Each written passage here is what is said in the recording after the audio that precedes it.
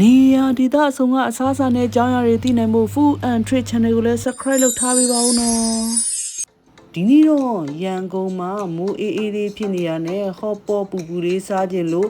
ကန်တာယာစန်တာဒုတိယတက်မှာဖွင့်ထားတဲ့ဂီဘူရူဟော့ပေါ့နဲ့ဘာဘီကျူးဆိုင်မှာသွားစားခဲ့ပါတယ်ဟော့ပေါ့ဆိုင်ဆိုပေမဲ့ဘူဖေးဆိုတော့ဆူရှီတွေလည်းရှိပါတယ်ဒီ post ကကြော်ညာ post မဟုတ်တလို့အလကားစားလို့တင်ပေးတာလည်းမဟုတ်ပါဘူးကိုသွားစားခဲ့တာကိုပြန်ပြီးတော့ sharing လုပ်ပေးခြင်းကိုတတ်ပါကိတ်မုတ်တွေလည်းရှိရယ်ဒီဆိုင်ကဘူဖေးဆိုင်ဖြစ်ပြီးတော့နေ့လယ်ပိုင်းစားမယ်ဆိုရင်လူကြီးတယောက်ကို46,500 plus ပါညနေပိုင်းဆိုရင်တော့48,500ပါကလေးတွေ၄ပေအောက်ဆိုရင်တော့နေ့လယ်ပိုင်းစားမယ်ဆိုရင်23,250ပြည်ပြီးတော့ညနေပိုင်းစားမယ်ဆိုရင်24,250ပါအသက်80ကျော်တဲ့ဖူးဖူးဖွားဖွားတွေအတွက်ဆိုရင်တော့20% discount အသက်80ကျော်တော့30% discount နဲ့ပါမွေးနေ့ရှင်ပါရင်5% discount ရပါတယ်ဘူဖေးအတွက်သတ်မှတ်ထားတဲ့အချိန်ကတော့2နာရီဖြစ်ပါတယ်ဒီဆိုင်ကဟော့ပေါ့ကိုအကင်ကိုစားလို့ရတာဖြစ်ပြီးတော့ဟော့ပေါ့အတွက်ဟင်းရည်တွေကလည်းရွေးချယ်စရာများပါတယ်တလွတ်စားမဲ့သူတွေအတွက်မှုဟင်းရည်မာလာဟင်းရွက်စီဟင်းရည်ခရမ်းချင်စီချင်ဆက်ဟင်းရည်ရှိရယ်အသားစားတဲ့သူတွေအတွက်လည်း original ဘုံစုရှိရယ်တုံရမ်းဟင်းရည်ရှိရယ်မာလာအမဲစီဟင်းရည်ရှိပါတယ်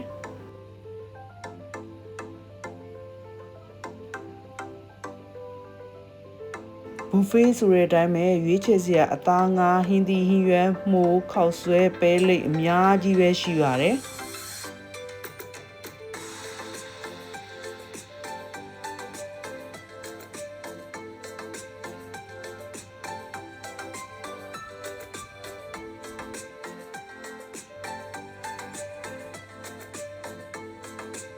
ရွှေပြုံသီးပိန်းဥအာလူပြောင်းဘူးငုံဥအရွက်စုံပဲပြားပဲလိပ်ကျွတ်ရွက်မှုများလည်းရှိပါတယ်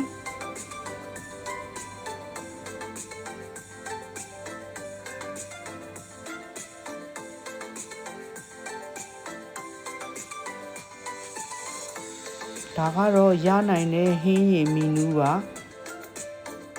ဟော့ပေါ့စားပြီးအချိုစားခြင်းတဲ့သူတွေအတွက်လည်းကိတ်မုံမျိုးစုံရှိပါတယ်ကပ်ကိတ်လေးတွေပါ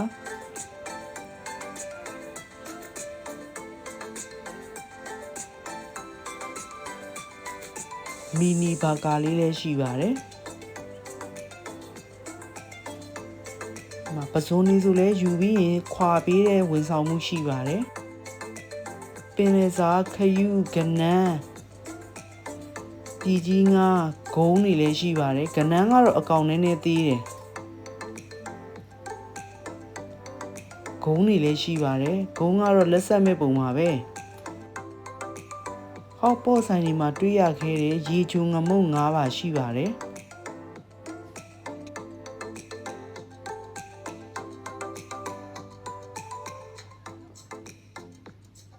ရေပဝဲတွေလည်းရှိပါတယ်အကောင်တော့နည်းနည်းသေးတယ်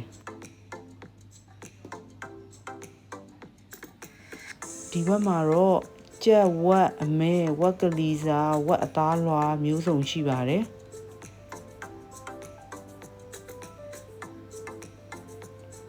ဝက်သားကိုအရသာနေထားတဲ့ဟာလည်းရှိပါတယ်ဝက်သားချောင်းချက်သားချောင်း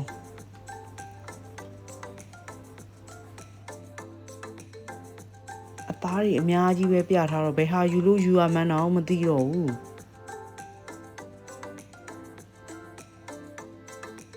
ဒီမှာဝက်သားဆိုဝက်သားအမဲသားကြက်သားဆိုပြီးတော့တီးတန့်လေးခွဲပြီးတော့ထားတဲ့အတွက်ယူရတာလည်းအဆင်ပြေပါတယ်ဒီဟာဆိုရင်ကြက်သားလိုင်းမှာကြက်မဲရှိမယ်ကြက်သားချောင်းရှိမယ်ကြက်သားကိုမာလာနဲ့နေထားတဲ့ဟာလေးရှိပါတယ်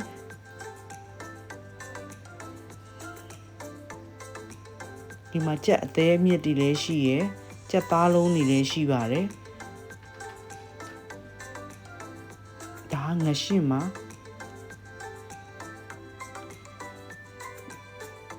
ဒီလိုမျိုးဂျုံလုံးလေးနဲ့ကိုရီးယားအကင်လေးလည်းရှိပါတယ်ဒါ ဒါကတော့တရုတ်ရိုးရာမုန့်တွေကြံတကာကောက်ညင်းချောင်းကြက်တောင်မှန်ကျော်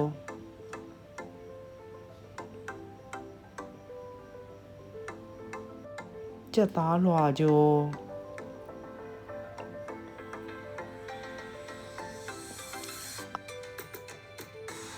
အာလူချောင်းကျော်ပီဇာလည်းရှိပါတယ်ပီဇာဆိုရင်တီးစုံပီဇာနဲ့ကြက်သားမြင့်ပီဇာဆိုပြီးတော့ပီဇာလည်း2မျိုးတောင်ရှိပါတယ်ပြီးတော့ပေါက်စီကျော်သူကတော့ဝက်သားနဲ့ပဲရှိရယ်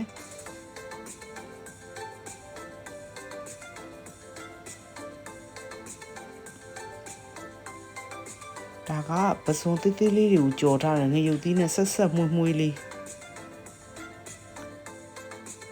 ဒါကတော့အာလူးကိုမာလာဟင်းအနှစ်ထဲစိန်ထားတာပါအမဲသားအေးစားတဲ့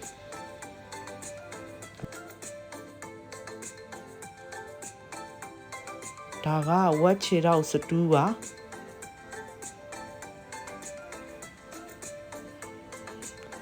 ကျွန်းရတုပါကျွန်းရတုကလည်းစားလို့ကောင်းတယ်ကင်ချီလည်းရှိပါတယ်ဒါကတော့ပဇွန်ပြောင်းမှုပါဟင်းအနှင်းနဲ့ချက်ထားတာဆိုတော့ထမင်းနဲ့နေစားလဲကောင်းတယ်ကနန်းအဆက်ပါကနန်းအကောင်လေးတော့တော်တော်သေးတယ်ထမင်းကြော်လည်းရှိပါတယ်ထမင်းကြော်ကတော့ကြက်ဥထမင်းကြော်ရိုးရိုးပါပဲဟော့ပေါ်နဲ့အကင်အပြင်းဒီလိုမျိုးတရုတ်ဟင်းနေရာတွေပါတော့လေအရသာဆန်းဆန်းလေးတွေစားရတာပေါ့ဒါကတော့ချက်တော့ပေါင်းနဲ့မာလာရှမ်းကောပါမာလာရှမ်းကောကတော့ခောက်ဆွဲတွေရွယ်များနေပါတယ်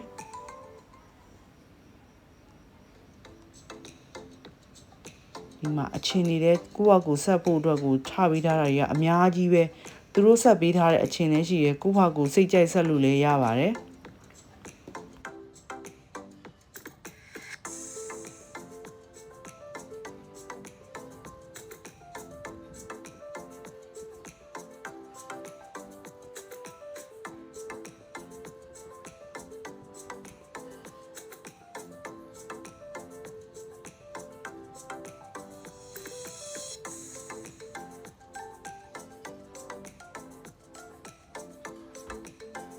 အေးတွေကတော့ကိုလာ surprise အပြင်မှာ strawberry watermelon juice တွေလည်းရှိပါတယ်ဒါကတော့အချိုပွဲပါအသီးတွေလည်းရှိပါတယ်သခွားသီးသင်္ဘောသီးကြောက်ကြောဖျဲသီးရေခဲမုတ်တွေလည်းရှိပါတယ်ရေခဲမုတ်ပြင်ရေခဲချောင်းလည်းရှိပါတယ်အဲ့ဒီကရေခဲမုတ်ကတော့တယောက်တည်းမြင်ရပြောရမယ်ဆိုတော့တိတ်မကြိုက်ပါဘူး